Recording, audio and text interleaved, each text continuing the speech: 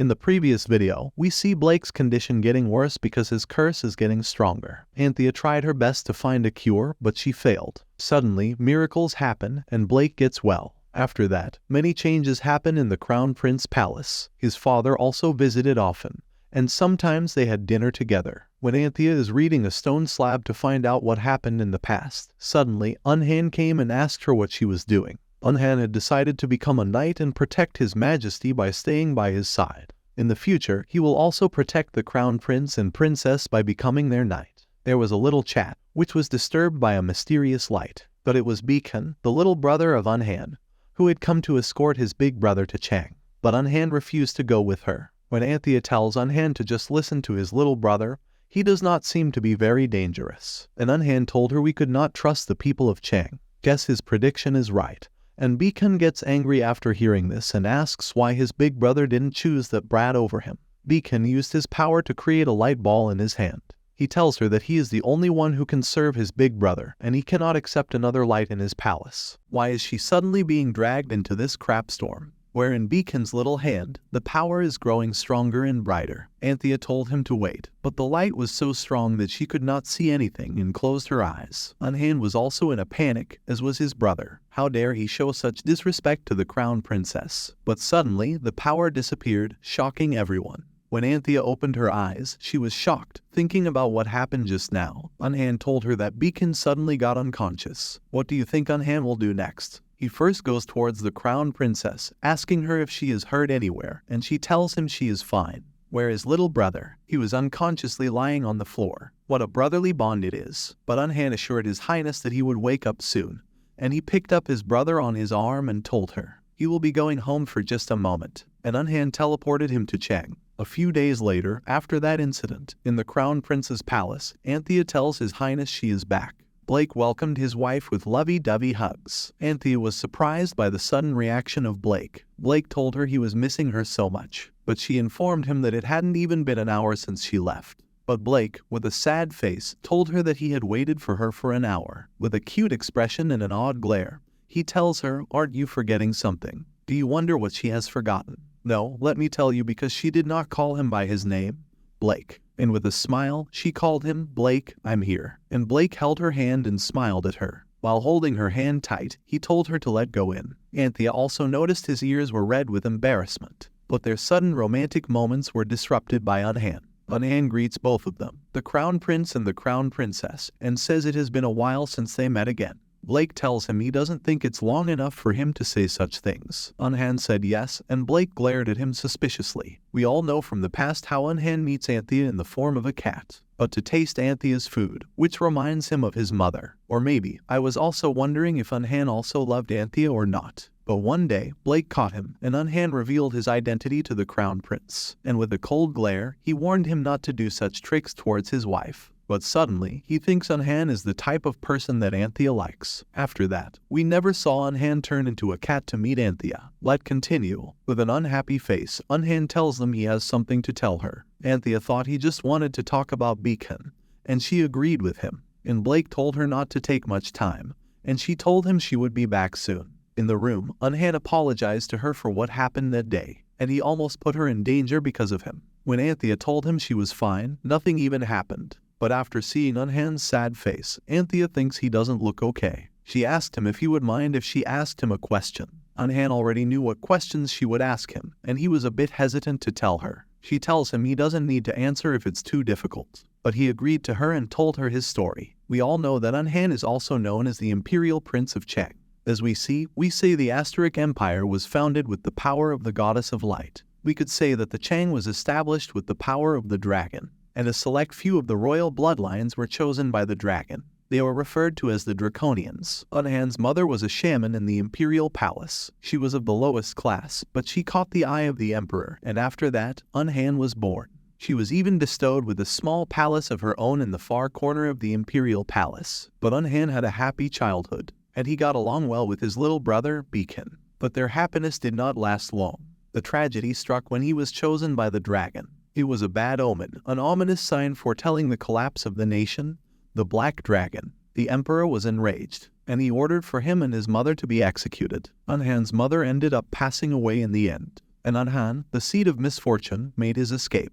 How could the Emperor of Chang kill his wife and child for the sake of the throne? And Anhan could neither bring himself to understand nor forgive. Anthea was also shocked by hearing the dark tragedy story. Anhan also says that he heard that Beacon was chosen by the White Dragon not too long after he left Chang. Anthea was shocked to hear the name White Dragon. Anhan says yes, the White Dragon is the holiest of all the dragons. And when you're chosen by the White Dragon, you become a high priest respected by all. And you're the only draconian given the authority to choose the emperor. Anhan says that the same kid sneaked out to come and find him. He was sure it must be pure chaos over there, and for his little brother's sake, they should send him back to Chang. But their talk was interrupted when they heard someone shouting. Anthea got panicked and immediately recognized that it was Blake's voice. Anhan apologized to Her Highness. He told her that it seemed Beacon had come looking for him. They immediately rushed toward Blake. Beacon sits on top of Blake and looks at him. Blake was lying on the floor when an incident occurred. Because Beacon was sitting on top of him, Blake asked him, "Who are you?" Where Beacon was amazed by the Blake. And he says what an extraordinary human he is. Beacon told him that he felt dark energy around him and pinched Blake's cheek.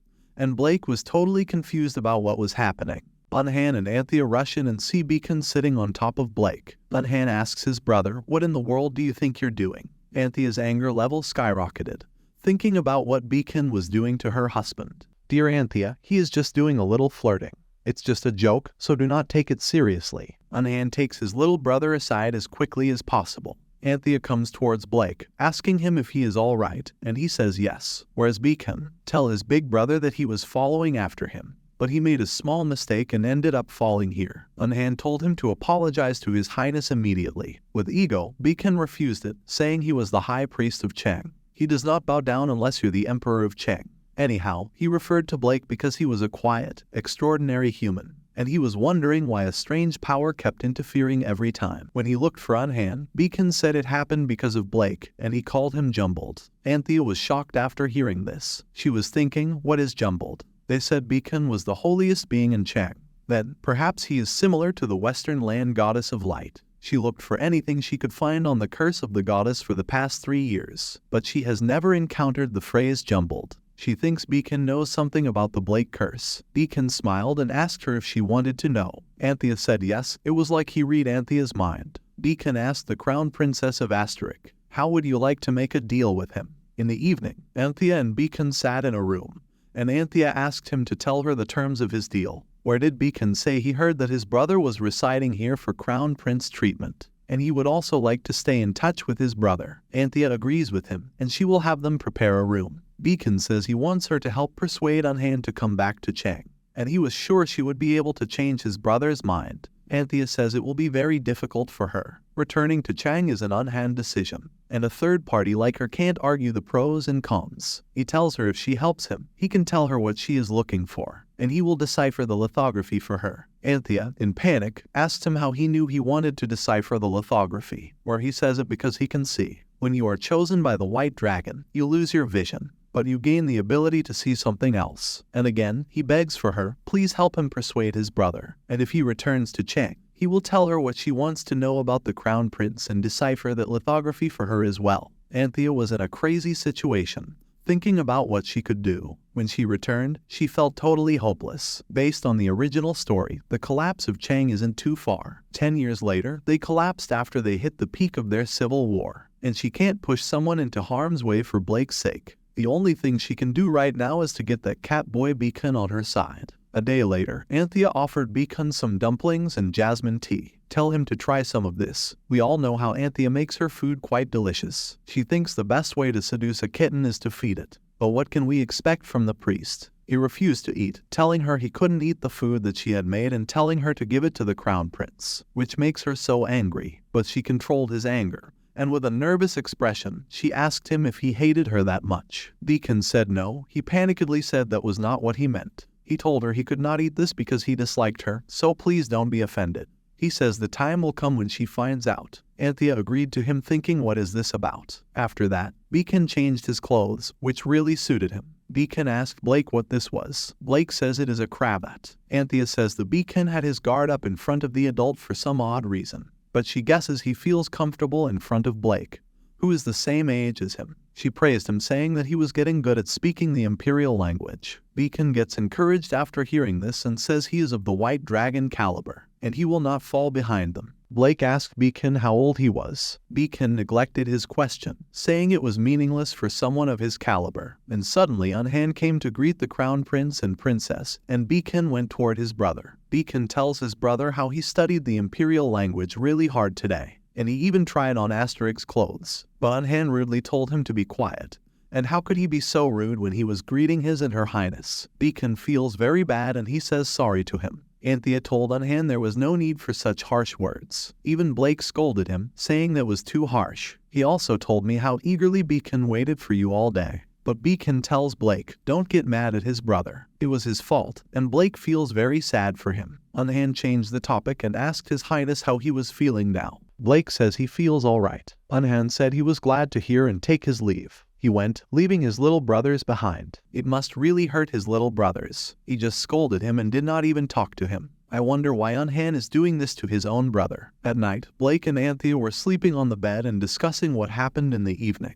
Blake was outraged, and he could not imagine that Unhan was so heartless. Anthea tells him that Unhan will have his own reasons to do so. Blake says what happened in the past wasn't Beacon's fault, and Beacon loves Unhan so much. Anthea asked him if he felt upset about that. She has never seen him angry over other people's problems out of empathy, and he used to be nonchalant about everything, unlike other kids his age. Blake's eyes became teary, saying, how could Unhan do that when Beacon waited for him all day? And if she ever did that to him, he'd be so sad that he wouldn't be able to bear it. Anthea was shocked and asked him why he was crying suddenly. He said he imagined her telling him to be quiet, and he got sad. And I told Anthea that she could never get sick of me. She comforted him, saying there was no reason for her to be sick of him. And why are you crying again? Blake sniffled and said he just got sad when he thought about her getting mad at him. And he just can't stop being sad. Anthea embraced him tightly and said she wouldn't leave him. Then she patted him slowly and softly, and they both fell asleep.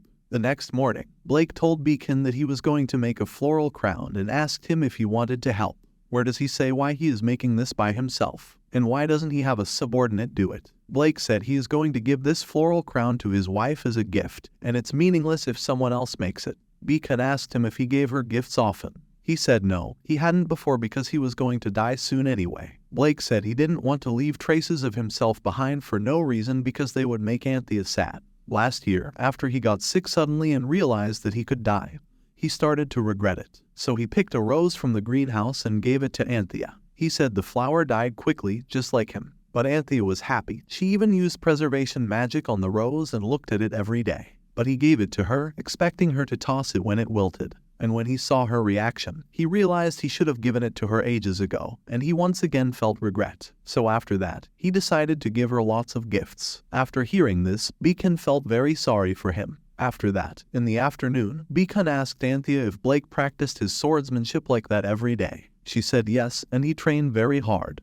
Beacon said he was sure his youth had something to do with his overflowing passion. He can see aspects of human nature that humans can't see, like soul, flow, strength. Beacon tell Anthea that he can see in her that even after experiencing hardship, and you remains pure and bright, and you will be able to uphold those virtues even in the future, and you will save many with her kind nature, and in the end, you won't be able to save yourself. Everyone will continue to call you foolish, but you will throw yourself into the flame out of happiness. He says he can see you burning in a fire as white as snow. Anthea asked him, does that mean she can break Blake's curse? He smiled, said yes, and asked, are you putting your dear husband first? Anthea says she is willing to do anything to break Blake's curse, and she begs him to tell him everything he knows. He asked her if she could do anything to him, even if she was willing to die in his place. Anthea, with pride, says yes. She will even give her eyes and life to save Blake, and she begged him to just please break Blake's curse and stop him from dying. Beacon told her to take him to where the lithography was. Then Anthea takes him to the Crown Prince's palace, where the lithography is. She asked him if he was going to decipher this lithography for her, and he says no, he is simply going to restore the text hidden behind the lithography,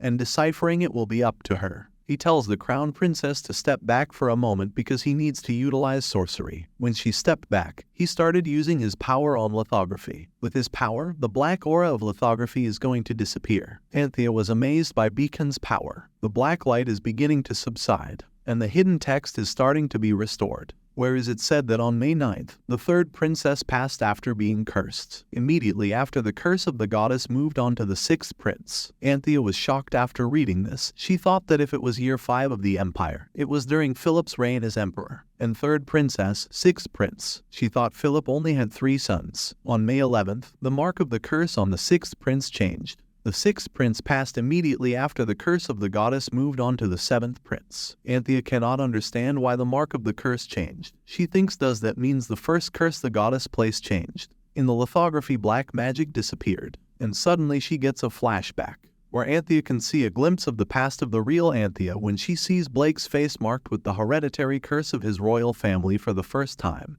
And she immediately runs away after seeing his face, and she was crying near the lake. She thinks she had to go back and apologize to the crown prince because she was able to escape from Count Valentia because of his highness, and she should be thankful for him. But suddenly a light appeared, and she was confused by seeing this. The light was coming from the lake, and even if she had time to react, and suddenly, the light got brighter and brighter. Anthea cannot see anything, and she drowns in the lake. Inside the lake, there was lithography, which released a dark energy that pulled Anthea towards him. Because Anthea was under the water, she was unable to breathe, and that is how she died. Where a status is open, it displays successor to the light. That means she was selected as the successor of the light. And another status displaying pop-up asked her, "Who will you pass on the power he possesses?" And in the last movement, she was thinking about whether Diana would be sad if she died. And that is how Diana has selected the next successor to the light. If the Anthea had died, but the real Anthea dies, and our female lead possesses her body,